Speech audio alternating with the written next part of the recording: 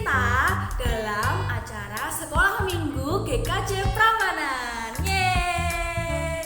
Nah, sekarang kita masih sekolah minggu di rumah nih adik-adik. Gak apa-apa ya.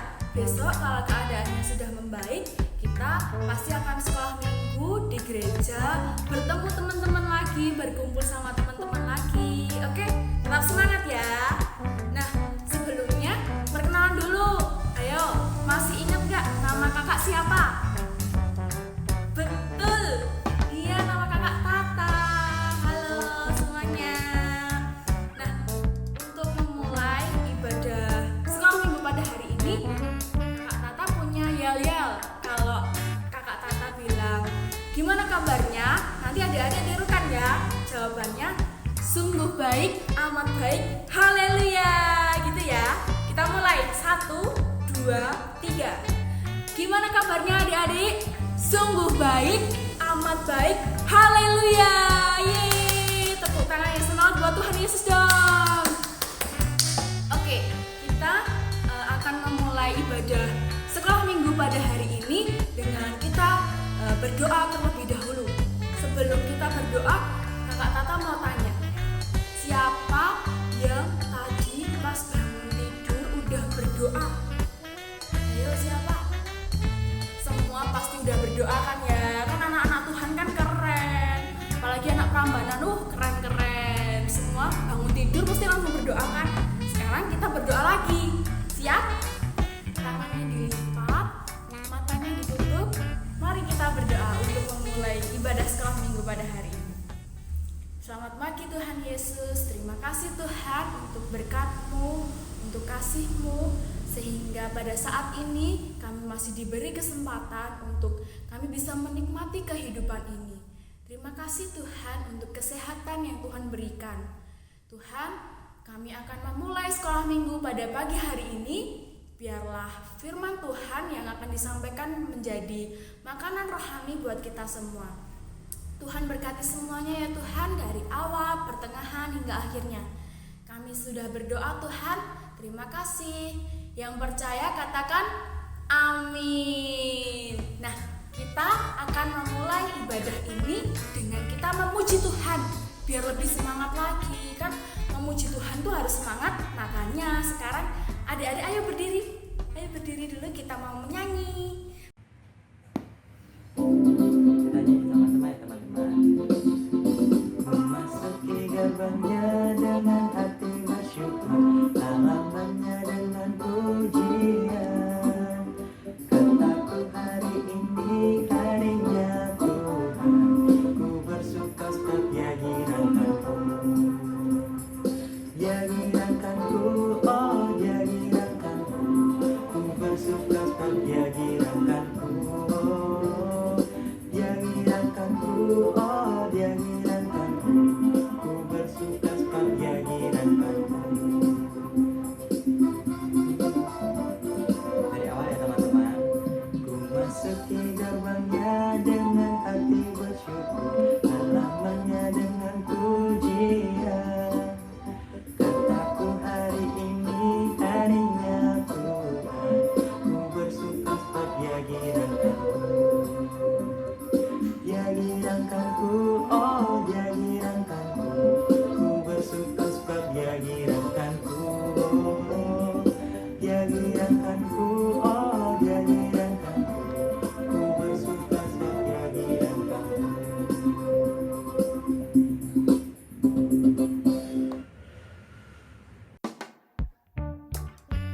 Apa kabar adik-adik semuanya?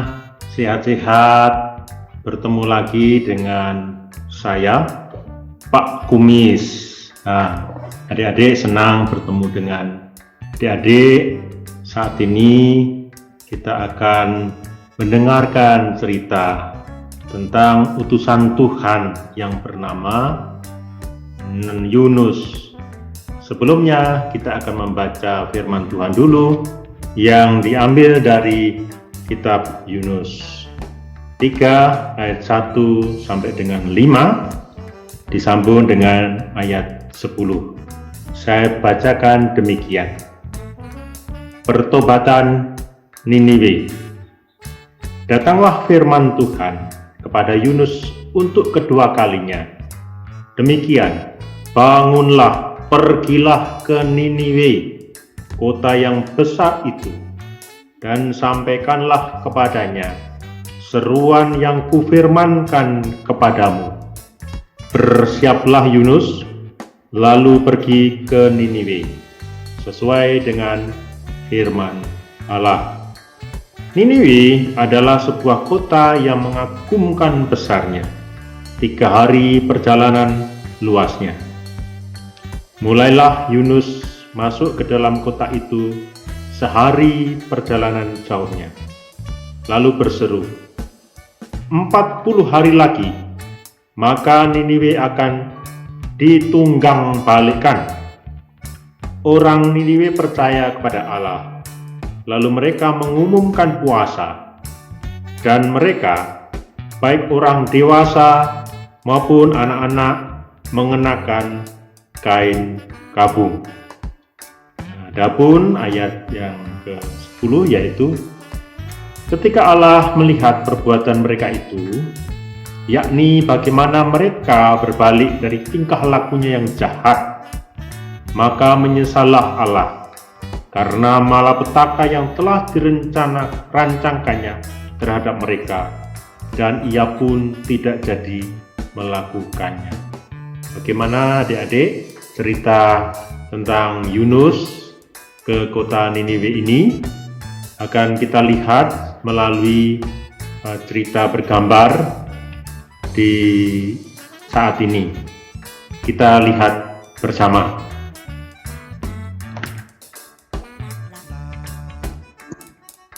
Nah, ada gambar adik yang sedang menangis. Kenapa dia?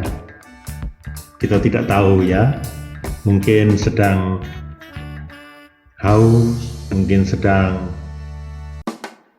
lapar, atau mungkin karena diganggu orang lain, tapi wajahnya sedih sekali sampai menangis. Mengapa adik-adik? Ya, kita lihat ada wajah yang seperti ini dalam cerita saat ini.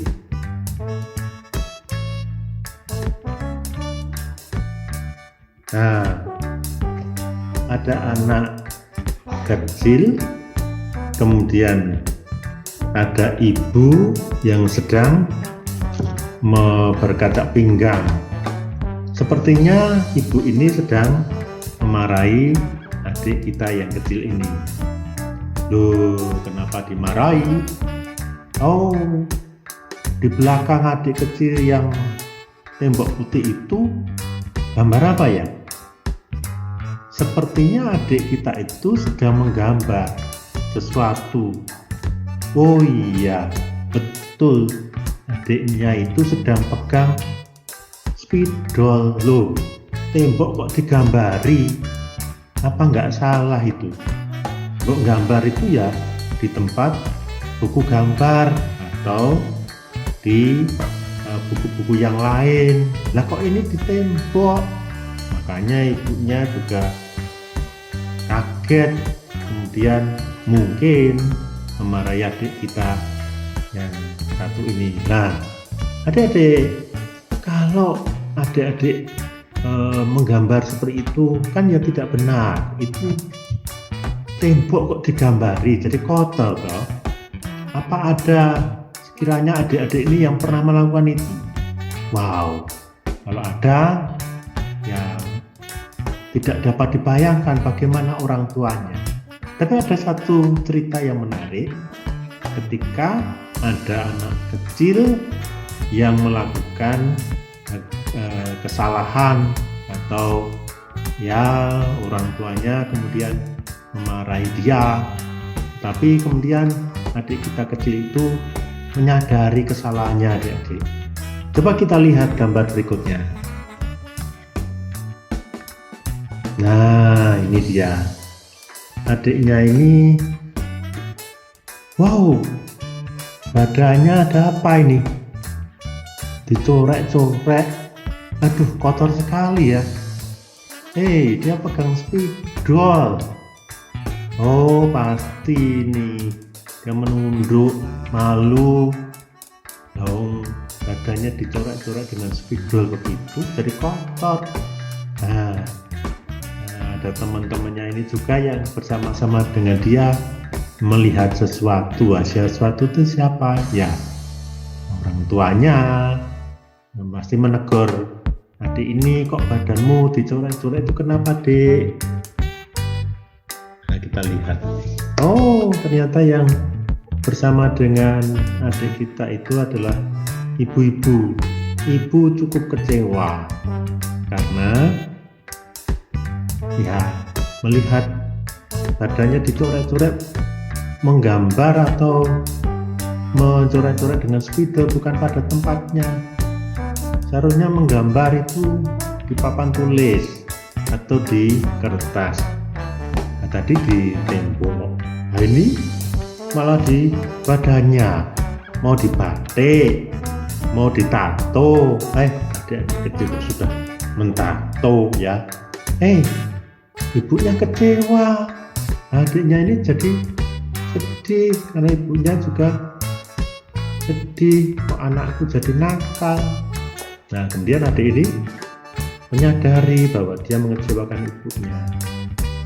Anak nakal, kami sungguh minta maaf, Ibu.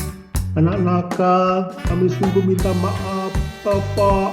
Nah, jadi menyesal sekali wajahnya itu loh. Wah, kelihatan sangat menyesal. Kalau adik-adik ini melihat seperti wajah adik ini yang menyesal, terus gimana? Rasanya ternyuh sekali ya. Rasanya menjadi, aduh, dia sudah mengakui salahnya. Nah, coba kita lihat berikutnya. Nah, coret-coret tubuhnya balita ini ungkapkan permintaan maaf yang menggemaskan.